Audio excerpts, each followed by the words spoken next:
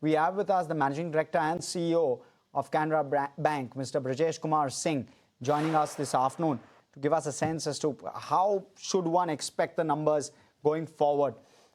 Great having you here, Mr. Singh, first off. First conversation with you, so good of you to come in. So give us a sense with regard... Thank you. Right. So yes, give us a... thank you, Harsh. Yeah. Yes. So give us a sense with regard to growth. 4.5% sequential. That's not something that we're used to seeing PSU banks do in Q1, let alone even the privates, but surely not. Is this sustainable? What's the kind of growth that we're penciling in for full year? Because your guidance seems to suggest a 12-ish% growth. You're clearly beating that. So trying to get a sense as to what's playing out. Thank you, Harsh, for having me on your channel. Right. Yes, we have given guidance of say 10 to 12%, but those guidance were given in the month of March. That time, considering GDP growth was 7%, so we thought of hacking it. That time I have not joined. That thought of giving 150% of that, but still we have bettered in the first quarter, rightly said, and the YOY growth is around 17.97%. So going further, also there is good credit demand also, and then there was. Emergency line of credit also, which has helped, and other RAM also have had good growth in retail, agriculture, and MSME also. So going further also, though we have given guidance of 10 to 12%, we will be further bettering it also only. We'll keep that guidance there only, but we will better it for sure. Yeah, you'll better it for sure. But how much? Will it be 15? Will it be 15 plus? I think again over guidance would be not proper, but yes, sure. Guidance will keep 12%, but we'll certainly better it. Yes. Sure, certainly better it. Okay, so very confident. Okay, and with regard to margins, therefore, this 2.52% number, is this the bottom?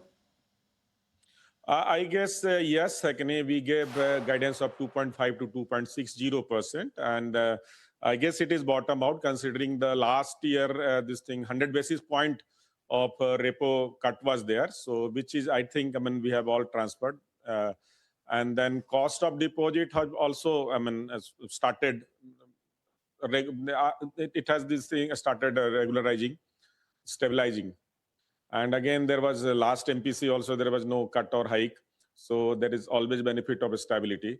So, and our dependency was much on bulk deposits, which we have started setting off with the help of growth in 10 to 12% in CASA and the retail term deposit also.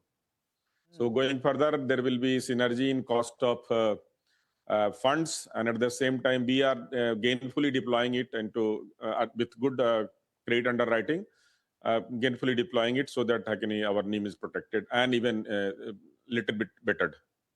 So just curiosity, I've got two questions. One is on cost of funds. It's cooled off by around 22 basis points in this quarter. That's the first part. The second part is your deposit growth has lagged your loan growth by quite a bit when I'm looking at the QOQ number. It's basically half the loan growth. So you've got a double benefit of a lower cost of funds, and of course some part due to the deposit growth not being as fast as the advances growth. Are you doing more secured lending? Is that what's playing out on the margin as well? No, see, you have to see our CD ratio, and last June our CD ratio was at 75%.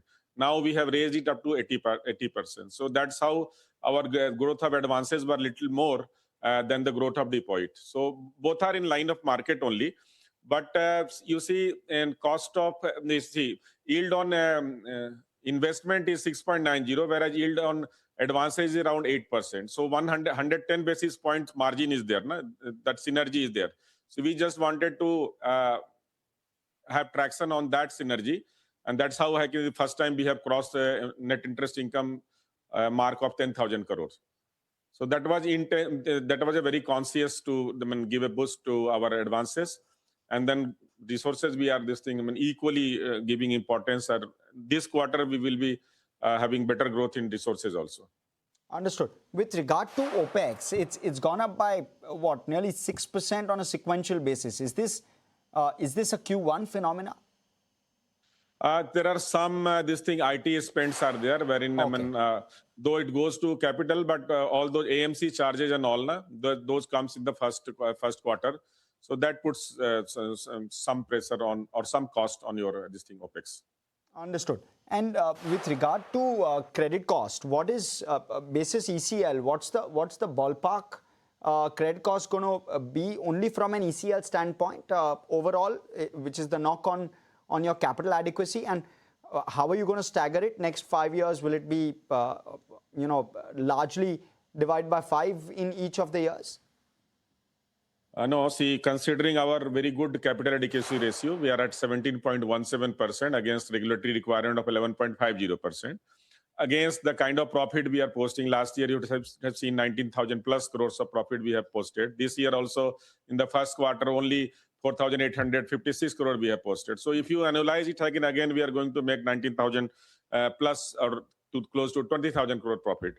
And again, good capital adequacy ratio also. And then our provision coverage ratio is also touching 95%.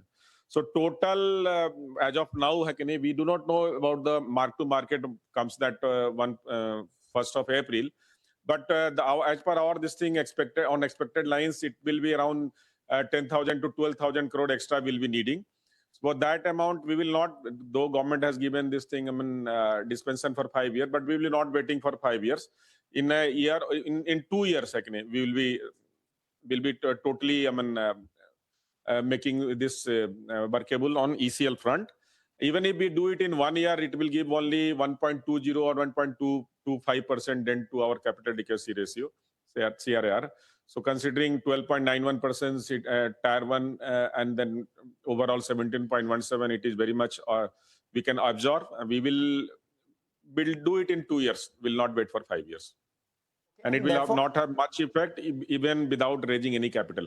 Knock on, Mr. Singh, that's strong. What will the knock on credit cost be, and what will the impact on ROA be if you were to recognize that in 2 years and not 5? So ROA, we will be this thing, we'll be keeping it more than 1. More than 1 will be always is always good. As of now, also it is 1.04. So there is hardly any impact on SMA 0 and NPA accounts. Whatever the impact that is there in SMA 1 and 2. And you see that our slippage ratio is 0.15% only this quarter. Even if we analyze it, it's only 0.60%. And as of now, our credit cost is only 0.51% against our motivated guidance of 0.75%. So I don't see any much impact on ROA, and again dent on capital adequacy ratio also. Point taken. Thank you so much, Mr. Singh, for coming in and giving us that perspective. Thank you, Harsha.